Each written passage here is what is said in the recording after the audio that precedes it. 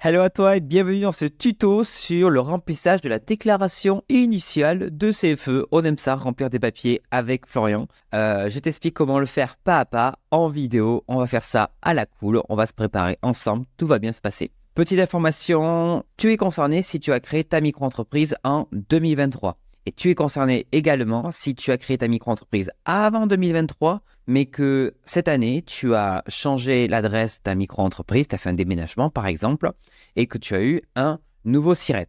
Pour rappel, la déclaration initiale de CFE, c'est un formulaire qui va préparer l'établissement, l'avis d'imposition de la CFE pour l'année suivante. Si tu poses des questions sur c'est quoi la CFE, j'ai mis des liens en description. On est là juste pour remplir le formulaire ensemble. Alors quand même, petite information, il te faut avant tout, et là, je ne veux pas faire un énorme effet de zoom, mais là, il faut absolument créer ton espace professionnel impôts.gouv.fr. Et il faut le faire là, tout de suite, pas demain, pas après-demain, pas après-demain. Il faut le faire là tout de suite parce que la création de cet espace professionnel peut prendre parfois 4 semaines. Donc, il y a une vidéo sur ma chaîne qui parle de comment créer son espace professionnel. J'ai aussi un article de blog. Je mets tout en description, comme d'habitude. Donc, première chose, tu te crées un espace professionnel impôts.gouv.fr et tu reviens sur cette vidéo. Deuxième chose, j'ai fait un chatbot. Un chatbot, c'est quoi? C'est un petit assistant, des messages automatiques qui te permet d'aider à faire cette formalité à remplir. Parce que là, la vidéo, je vais te donner 2-3 informations. Mais si tu veux savoir, toi, exactement quel montant remplir, à quel endroit, etc., tu peux utiliser le chatbot. Il coûte 12 euros. Moi, ça me permet de financer le logiciel que j'utilise derrière et surtout le travail que je fais. Et surtout, si tu as des questions, tu peux les poser sur le chatbot. Le formulaire vierge est en description, en lien en description de la vidéo. Alors, il y a des moments, ils envoient le formulaire pré-rempli. Si tu as le formulaire pré-rempli, c'est très bien. Tu peux l'utiliser. Si tu as un formulaire vierge, c'est aussi très très bien. Peu importe, l'un ou l'autre. Attention, les formulaires, il y a certains que c'est pas la bonne année. Vérifiez bien que c'est la bonne année. Et c'est à remplir et à renvoyer avant le 1er janvier 2024. Donc, si tu regardes cette vidéo et qu'on est en décembre ou tu viens juste de créer ta micro-entreprise, pas de panique, même si tu l'envoies en janvier ou en février, pour ceux qui ont créé très tard, c'est encore possible. Mais en gros, si tu as créé quand même en septembre, juillet ou autre, fais-le avant le 1er janvier 2024. Et comme d'habitude, les liens sont en description. Alors, le formulaire, il ressemble à quoi? Il ressemble à ça. Voilà, je vous montre un peu le formulaire. Je vais zoomer parce que je suis sympa pour vos petits yeux. On va zoomer au maximum. J'espère que là, ça va être plutôt bon. Je vais essayer de... Hop là, comme ça, on peut voir ma tronche aussi. Alors, donc, cette partie-là, c'est pas à remplir pour vous. Vous n'avez absolument pas à remplir. Ici, normalement, il est censé écrire votre adresse. Ici, il y a marqué votre département, etc. Ça, vous ne touchez pas. Et nous, on va regarder chacun des cadres un par un. On va d'abord commencer par le cadre 1, identification de l'entreprise. Ici, il faut remplir le nom, prénom, les activités exercées. Alors ici, c'est pas le code APE, c'est bien les activités qui sont exercées. L'adresse de la micro-entreprise, adresse où doit être envoyé l'avis d'imposition, j'imagine l'adresse de la micro-entreprise, le numéro de SIRET, je te l'apprends pas, et code de l'activité de l'établissement NAS. Ça, si tu ne sais pas ce que c'est, indique ton code APE, ils se débrouilleront. Le code NAS, c'est un peu comme le code APE, mais des fois, ils sont un peu différents. Mais si tu sais pas, tu mets ton code APE. Ici, si tu es inscrit au registre national des entreprises dans les métiers de l'artisanat, tu cliques oui, sinon tu cliques non. En gros, si tu es inscrit à la CMA, tu fais une activité artisanale, le plus souvent, il faudra que tu marques oui. Si tu fais une activité libérale ou commerciale, c'est censé être non. Comptable de l'entreprise, mais c'est toi le comptable. Bon, là, tu n'es pas obligé de remplir directement. Si tu veux mettre tes coordonnées, mets tes coordonnées parce que tu es ton propre comptable. Maintenant, passons au cadre A2. Le cadre A2, c'est activité professionnelle exercée de mon domicile ou exercée en clientèle. Alors, ici, il y a une case. Si vous ne disposez d'aucun autre local, cochez la case. Donc, tu coches la case uniquement si tu as ta micro-entreprise qui est domiciliée chez toi, si tu as une adresse de domiciliation, si tu exerces directement en clientèle, tu n'as pas de local professionnel, tu n'as pas un bail professionnel, un bail commercial, etc. avec ta micro-entreprise. Dans ce cas-là, tu coches cette case-là. Et ici, il demande la surface que tu occupes pour les besoins de l'activité. Il faut mettre au minimum 1 mètre carré. Pourquoi 1 mètre carré? Parce qu'ils estiment que même si tu exerces en clientèle, que tu exerces dehors, au pôle Nord, peu importe, ils se disent que tu as quand même 1 mètre carré pour t'occuper de ta compta. Bon, après, si tu as une pièce dédiée chez toi et qui fait 14 mètres carrés, j'en sais rien, tu peux indiquer 14 mètres carrés. Par contre, tu commences à dire, moi j'ai 100 mètres carrés, pour mon activité professionnelle, ils vont se dire « Oula, là, il y a un hangar ou quoi que ce soit ». Donc, je t'invite quand même à faire un montant qui est en dessous de 20 mètres carrés. Le plus souvent, 1 mètre carré, c'est très bien. On va le mettre ici directement. Nom, adresse de la personne ayant établi la déclaration si elle ne fait pas partie du personnel salarié de l'entreprise. Donc là, tu marques ton nom, ton prénom, ton numéro de téléphone, ton adresse email. Ici, la ville, le machin chose. On va le faire. On va le faire. Charpentier, Florian. Tu vois que je vais mettre mon numéro de téléphone. Adresse électronique, je vais mettre mon adresse de contact. Et j'ai déménagé, je suis à Reims maintenant. Le 18 octobre, quand je fais cette vidéo, le 18 octobre 2023, 10 octobre, oui c'est bien ça, signature. Je ne peux pas faire ma signature, mais je vais vous mettre un petit truc qui permet de faire des signatures. Après, comme ça, vous le remplissez. Vous avez I Love PDF ou Small PDF qui permet de faire des signatures directement. Je vous montrerai juste après comment faire. Cadre A3. A3, origine de l'établissement, case à cocher. Donc, ici, si tu as créé ta micro-entreprise en 2023, tu t'embêtes pas, tu coches début d'activité. Ouais, basta, hop, fini, basta. Si tu es dans le cas où tu as changé l'adresse de ta micro-entreprise cette année, que tu as créé avant 2023, mais tu as changé l'adresse de ta micro-entreprise cette année, ici, tu vas faire deux choses. Il va falloir faire création d'établissement et transfert d'activité. Parce qu'en fait, tu fermes l'établissement, c'est-à-dire l'ancienne adresse, tu crées un nouvel établissement et tu transfères l'activité. Donc, tu coches les deux. On peut cocher les deux? Oui, on coche les deux. Si tu as créé ta micro-entreprise en 2023, je te l'ai bien dit, c'est début d'activité qui est ici.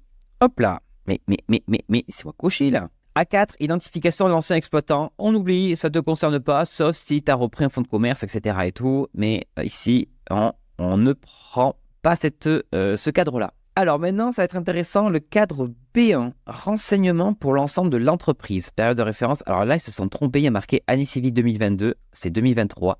Ils se sont trompés, oui, les impôts peuvent se tromper. Donc, entreprise créée en 2023, ici tu marques la date de création de ta micro-entreprise. Bon, moi je vais mettre la date de création de la société, 2023. Effectif au cours de l'année 2023. Alors attention, quand ils disent effectif, c'est les effectifs salariés. En micro-entreprise, tu es travailleur non salarié, donc ici, tu indiques 0, sauf si tu as des salariés. À ce moment-là, tu mettras 1, 2, 3, peu importe. Donc pareil, si tu as des apprentis, moi par exemple, j'en ai 2 apprentis, donc je pourrais les mettre, et les apprentis, ce sont des salariés. Mais toi, dans ton cas, si tu n'as pas de salariés, pas d'apprentis, hop, 0, salarié affecté à une activité, 0. Chiffre d'affaires hors taxe ou recette hors taxe estimée. Alors, c'est une estimation. Il te demande ici... Combien, d'ici le 31 décembre 2023, tu penses avoir fait de chiffre d'affaires? C'est une estimation, mais essaye d'être le plus juste possible par rapport à ce que tu penses faire d'ici la fin de l'année. Donc, je sais pas, moi, allez, je vais mettre 35 000, hop là, comme ça. C'est une estimation, c'est pas grave si c'est plus, c'est pas grave si c'est moins, mais il faut indiquer une estimation. Ici, c'est recette brute hors taxe pour tout ce qui est location ou sous-location d'immeubles nus à usage que l'habitation. Ça ne te concerne pas vraiment en micro-entreprise. Si tu as changé, tu avais créé ta micro-entreprise en 2022, 2021, etc., et que c'est en 2023 que tu as fait un changement d'adresse, c'est pas ici que tu vas devoir remplir, c'est côté droite, à droite, où tu vas devoir remplir exactement la même chose, mais côté droit. Et là, ils vont te demander le chiffre d'affaires 2022 que tu as fait. Encore une fois, tu as créé en 2023, on remplit à gauche. Tu as créé avant 2023 et tu as eu un changement d'adresse en 2023, on remplit à droite. Allez, c'est parti. Second cadre, renseignement pour l'établissement. Alors, si cet établissement est celui où est exercée l'activité à titre principal, cochez la case. Mais bien sûr qu'on coche la case. Ici, nombre de salariés employés par l'établissement au cours de l'année civile 2023. Donc, c'est un peu ce qu'on a vu en haut, effectivement, au cours de l'année. Bon, là, on va laisser 0. Je suis sympa, on répond un peu à tout. Alors, ici, activité à caractère saisonnier, indiquer la durée d'exploitation en semaine. Alors, je sais que certaines activités, vous allez me dire, oui, mais moi, je fais une activité saisonnière, etc. Mais comme je suis quelqu'un qui va regarder les petits points ici, je vais vous montrer la notice. La notice, ici, nous dit, je vous grossis parce que c'est horrible, il s'agit des seules activités visées par l'article 5 du Code général des impôts, hôtel de tourisme classé dans les conditions par le ministre chargé machin chose. Et ici, restaurant, café, discothèque, établissement de spectacle ou de jeux, établissement de thermo, parc d'attractions et de loisirs. Et je pense que j'ai tout fait. Donc bon, ça ne vous concerne pas. Dans ce cas-là, désolé de vous l'apprendre. Donc on répond pas ici. Ici, il va falloir cocher la case parce qu'on est bien un micro-entrepreneur bénéficiant du régime micro-social prévu à l'article machin chose. Indiquer la date d'entrée dans le statut, c'est la date de création de la micro-entreprise. Donc moi, j'indique le bon, hop.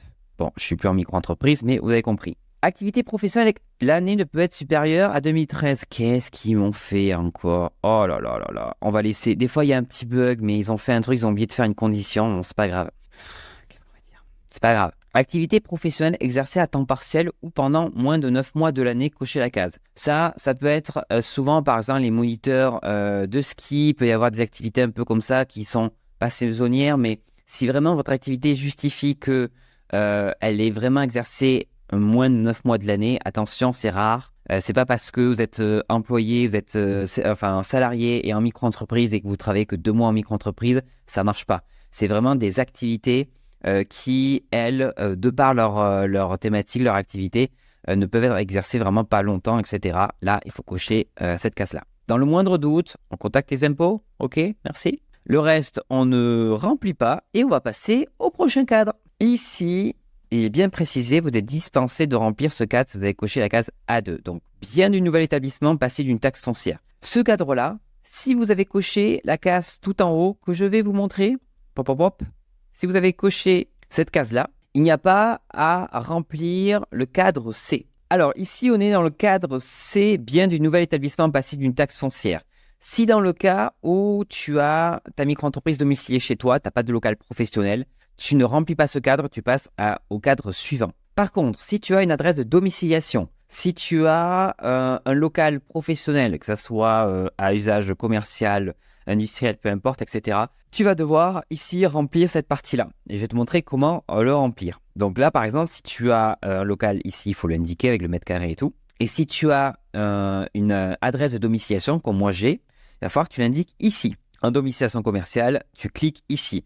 Il y a toujours ce petit bug de l'année, ça c'est à cause de trucs en haut du formulaire. Mais bon, ça c'est malheureusement, on est obligé de passer dessus. Nom et adresse du propriétaire. Alors attention, il y a deux cadres qui sont un peu différents. Nom de la société hébergeante, c'est la société qui s'occupe de la domiciliation. Moi, dans mon cas, c'est cedomicilier.fr. Mais cedomicilier.fr, c'est un intermédiaire. C'est pas la société qui m'héberge, qui héberge ma boîte. C'est une autre et je vais vous montrer comment le trouver. Vous allez sur cedomicilier ou alors le prestataire qui domicilie votre entreprise et vous allez chercher l'attestation de domiciliation. Ici, je vous donne un exemple.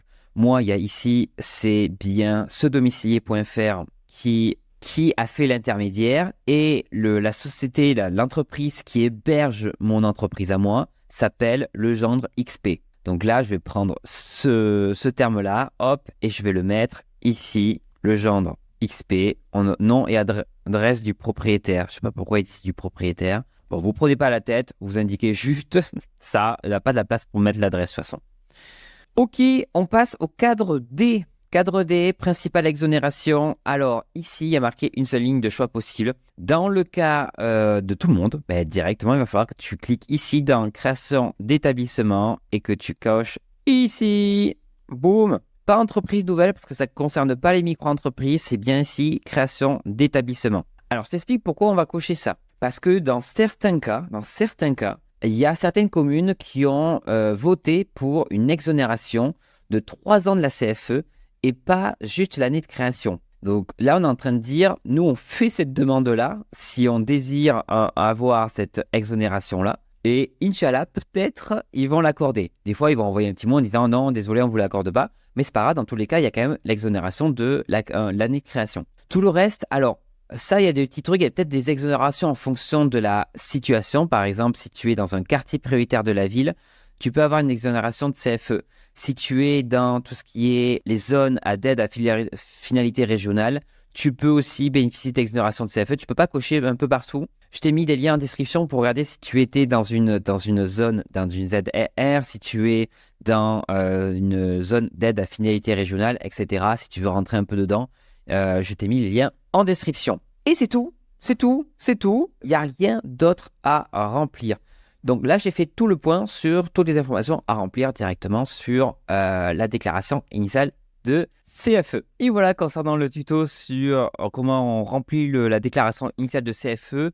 N'oublie pas de l'envoyer avant le 1er janvier 2024. J'ai aussi fait un chatbot si vraiment tu n'as rien pigé. J'ai fait un chatbot pour t'aider à remplir en te donnant les montants exacts à indiquer. Si tu as des questions, n'hésite pas à les poser en commentaire. Et d'abord, va voir les articles de blog parce que je réponds déjà à pas mal de questions sur mes articles.